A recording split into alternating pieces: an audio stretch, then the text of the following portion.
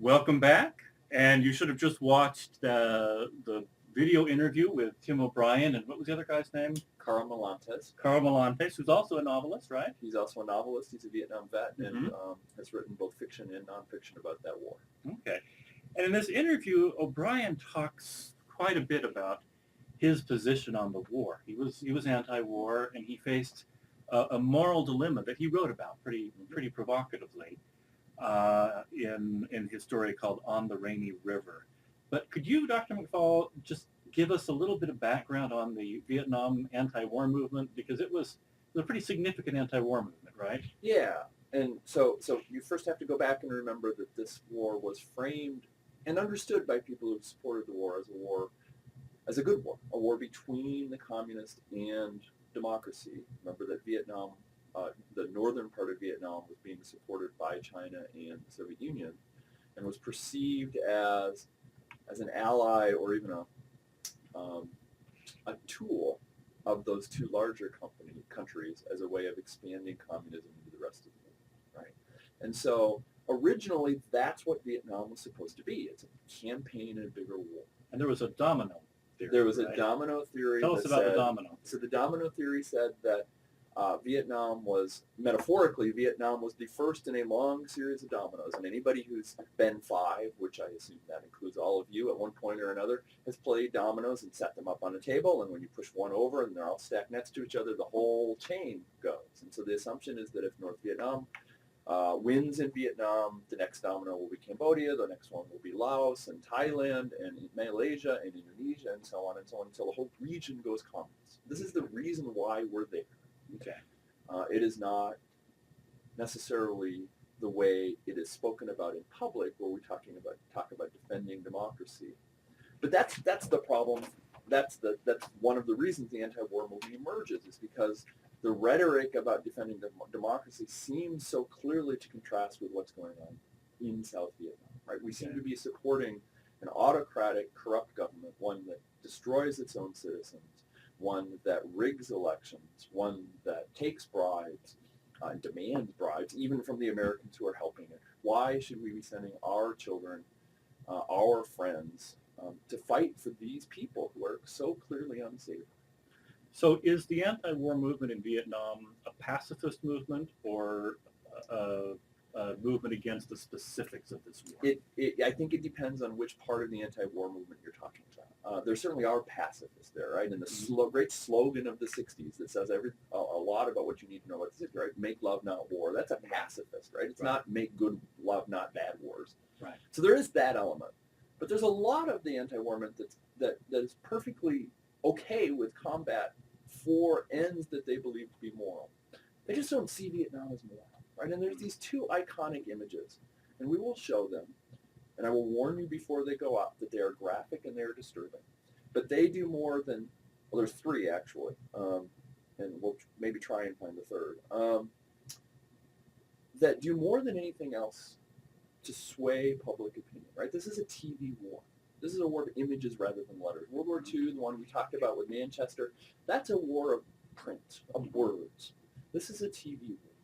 And so the three images, one of them is of a South Vietnamese military officer. Essentially, at least the image suggests that he's assassinating a young man in the streets of Saigon in the middle of a political uprising. And apparently, according to as the picture is framed, not giving this person any chance to intervene, not giving any person any chance to defend himself or to explain himself. Rather, the only image you see is of the bullet entering this guy's head. Yeah, I've seen that one. Yeah. Start. The second one, corresponding to that, right, is of a Buddhist monk pouring gas, sitting down in the middle of a busy street in Saigon, pouring gasoline or maybe kerosene over himself, I don't remember which, and lighting himself on fire as a protest. Right? And if Vietnamese citizens are protesting their government, why should we be supporting this government? Right? And this goes all over. Right? And the third image, and I'm not actually sure we're going to show this. The first two are disturbing enough, but I'm sure you can Google it. Is of a young girl, 5 or 6 years old, naked, crying, desperately trying, as her village, in the background you can see her village and her family have been destroyed by American weapons. And here's this 5 or 6 year old girl wailing. And this is what, how can you say this is a good war? This is at least the anti-war argument. How can you say it's a good war when this is the result? Right? And so that's the climate that emerges, not in 64, right? But by 68 when O'Brien gets drafted, that's the kind of climate that he lives in. And they tend to take it out on soldiers. Yes. And especially returning soldiers. And so, so one of the things you noticed, if you will remember back in 03, and you may not because you might have been 5 or 6 or 7 or whatever you were, but one of the big issues about the beginning of the Iraq War was how we were going to bring dead soldiers home. That's a debate because of the way soldiers, both dead and living, were received when they came back home in Vietnam, right? And so, remember, I think I mentioned this in the last time, you served for a year in country is the phrase, right, in Vietnam. And then you came home, which means you came home mostly by yourself rather than with your unit. And you are often received, again, not in 63, 64, but by 68 or 69 or 70, you are received at the airport by protesters who welcome you home by yelling at you and calling you baby killer and swearing at you and spitting at you and making it clear that they think your service was immoral and that you are a bad person.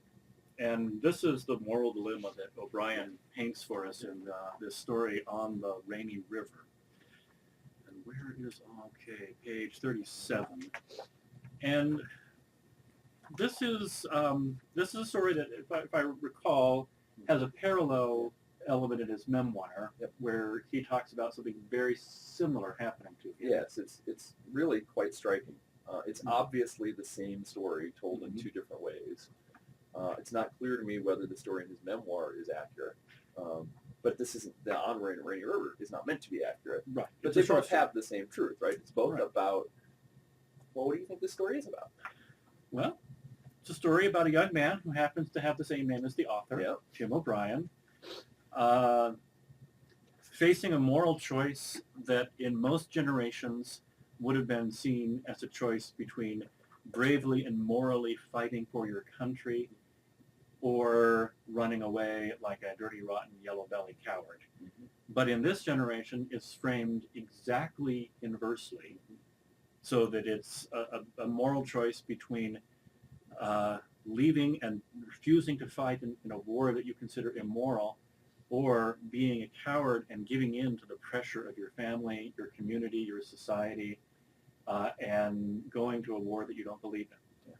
So he presents us with a choice that in every other generation of American history would have been very morally clear in one direction.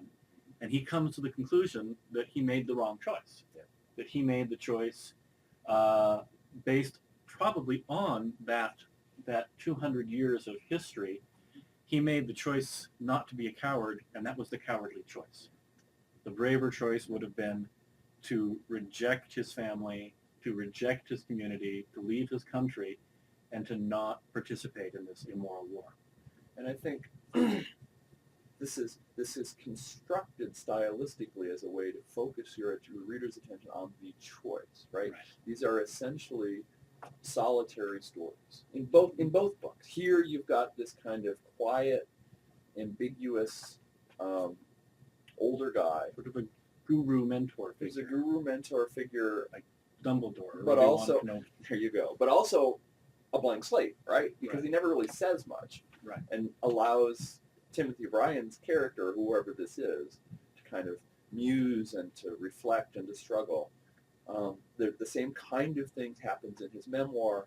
In his memoir, it's Seattle rather than Minnesota. In his memoir, it's a girl that the local civilian military relations, I don't remember if it's committee or whatever it is, sets him up with. But again, she's really a tool that O'Brien sets up as a literary strategy to allow the character to reflect. Right? And so this is a solitary struggle trying to decide what's right and what's wrong. And in both cases, in Seattle, in the memoir, he's ill and he's tired. And that, in some ways, is presented as something of the cause for why he gives up. Right. Here, he doesn't have that luxury, and he gives up anyway, and he doesn't do what he thinks is right. And let's talk a little bit about just the Tim O'Brien in this story Mm-hmm. versus the Tim O'Brien in the memoir. Yeah. Because I think this gets to the heart of what kind of a book this is. Some people call this a novel. Mm-hmm. Some people call this a collection of short stories. Some people call this a thinly veiled memoir. Mm-hmm. And all of the stories do have the same eye. Yep. And it's always Tim O'Brien. So I guess my question to you is really, what's the difference between this and his memoir? Well, that's not actually the question I thought you were going to ask. Oh, what question do you think I was going to ask? Well, first of all, I haven't read. So my answer to the first question is I don't have any idea whether the Tim O'Brien here is Tim O'Brien or whether that's a fictional construct. I'm sure it's somewhere in the middle, but where the balance shifts, I don't know. Yeah, I don't know. I would love to ask him how autobiographical the memoir actually is, Mm-hmm. because I don't know. It's episodic. It's circular.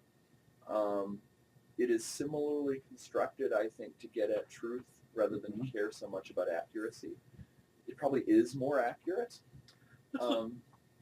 And yet I will say, and what you don't get here, I guess, in the novel or book you've just read, and maybe it sheds light on him, what you see in his memoir is that actually he's transferred back behind the lines Mm-hmm. to, I think it's a supply company, well before the end of his term in Vietnam. So this experience that has pervaded his life and has obsessed him is really only about 6 or 7 months. Right. Here you don't get that sense, right? The character here is in the front lines, whatever that means. Which makes it very similar to Goodbye Darkness. Yes, Where exactly. you've got just Yep. a couple of months Yep. on Okinawa.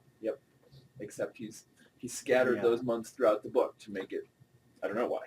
Well, let's go to page 171, Good Form, which I think is just it's very short, just a Mhm. couple of pages. I think it's the most fascinating thing in here. Hmm. It's time to be blunt. I'm 43 years Yeah. old, true, and I'm a writer now. And a long time ago, I walked through Quang Nong Yi province as a foot soldier. Almost everything else is invented. So he tells us that all of this is a lie, except the person telling us this may or may Yes. not be the I was author. going to say, it's not clear whether he's telling the truth. Right. Is that because this is part of the fiction? I mean, there are things in here that look really nonfiction. Notes, Mm-hmm. this thing like this, Mm-hmm. but that's part of the fiction too. Mm-hmm. So is the person telling us that this is all inventing that? Mm-hmm. It's not a game. It's a form. Right here, now, as I invent myself, I'm thinking of all I want to tell you about why this book is written. For instance, I want to tell you this. 20 years ago, I watched a man die on a trail near the village of Mai Khe. I did not kill him, but I was present, you see, and my presence was guilt enough. I remember his face, which was not a pretty face, because his jaw was in his throat. I remember feeling the burden of responsibility and grief. I blamed myself, and rightly so, because I was present. But listen, even that story is made up. Yeah. I want you to feel what I felt. I want you to know why story truth is truer sometime than happening truth. Here is the happening truth. I was once a soldier. There were many bodies, real bodies with real faces, but I was young then and I was afraid to look. And now, 20 years later, I'm left with faceless responsibility and faceless grief. Here is the story truth. He was a slim, dead, almost dainty young man of about 20. He lay in the center of a red clay trail near the village of Mai Khe. His jaw was in his throat, his one eye was shut, the other eye was a star-shaped hole, and I killed him. So he's telling us, except it may not be him, but the author, the narrator, the narrative voice, who has the same name as the author, is telling us that happening truth, and we've gotten this in almost everything Yep. we've read, happening truth, Which we've kind of labeled Yeah. accuracy. accuracy, is messy, it's undifferentiated, it's a lot of death and a lot of guilt. Story truth fixes this in a way that that allows the reader to feel some of what the writer felt. And that's a crucial distinction for everything we're saying in this course. That story truth conveys impressions in a way that accuracy truth simply can't, because nobody knows enough to give accuracy truth that way. No, and I agree. This is maybe one of the most interesting parts of this book, right? Because he goes on in here to say it's not just for the reader; it's for him, right? At least if you believe this kind of narrator that he may or may not be here, right? Because what he says is that what stories allow him to do is look at things.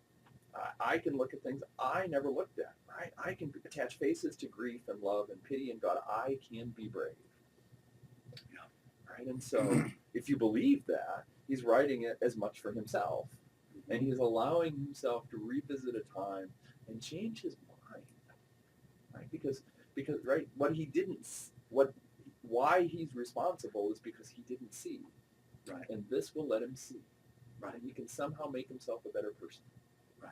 And if we want, we can follow along and be better people too. Exactly. So let's look, and we want to go pretty short today because you did have a longer video, but let's look at the In the Field, 169, 170. And this is another story like the things they carried, where you have one event that the narrative keeps circling around. And the event is Kiowa. They're camping out in basically a big toilet. Which they don't know because they're not smart enough to listen to the people in Vietnam. Right. The people say it's bad ground and that's superstitious, and yeah. So they're camping out in just a field of crap, and Kiowa is shot. And then everybody here talks about how they're responsible. You have this, everybody feels responsible.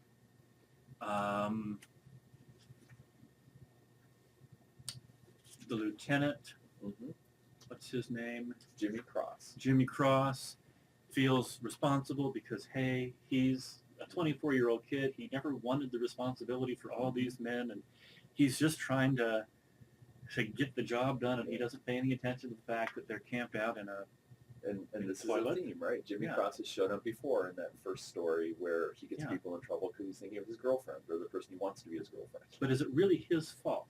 Or is he taking responsibility because he was there? Well, and so at one point, the author, O'Brien, puts into the story the statement that it's a stupid mistake. That's all it was. It was a mistake. Yeah. And it's hard to say whether he believes that or not.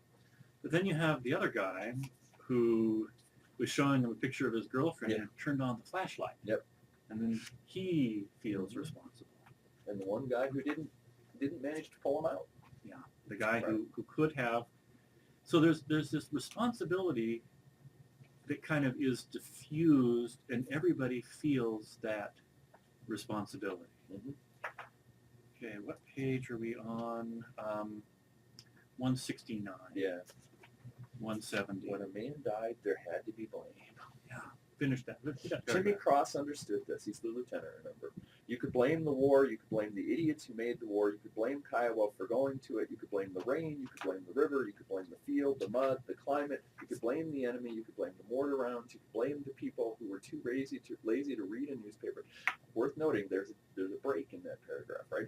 Until now, everything he said is basically in Vietnam, and now there's a jump, right? You can blame people who were too lazy to read a newspaper, who were bored by the daily body counts. Here, that's a reference to the fact that on the news every day there would be an announcement, or there would be a story on the news about how many Vietnamese had been killed by the army that day or the preceding day, and an announcement about the casualties in the American. Who switched channels at the mention of politics. You could blame whole nations, sorry. God, munition makers, Karl Marx, trick of fate, Or, and that last one's really important. Yeah, or an old man in Omaha who forgot to vote. And so that, so the responsibility really becomes very diffuse there, but at the end, he makes it a political responsibility. This is a war that, whether or not people support it back home, nobody's stopping it. and we're supposed to be a democracy, and somebody should be able, to stop this war. And if enough people are against it, they should have the political will to stop the war. But I mean, that's really powerful because it takes us kind of full circle. Yep. That He's blamed himself, he's blamed going. himself for going. and now he's expanding that same accusation to everybody else For who's not sending. willing to take the responsibility to understand that this is a bad war, and and that the war is and continuing to support the war is a cowardly thing. Okay, well, we're going to wrap up there. And any final thoughts? Only that it is worth thinking about the impact of this Vietnamese experience on our experience in Iraq. And here, there's a lot to say about this, and maybe we'll touch on this when we get to redeployment, which is coming up next. Here I'll just say the slogan that every one of you has heard at some point, right?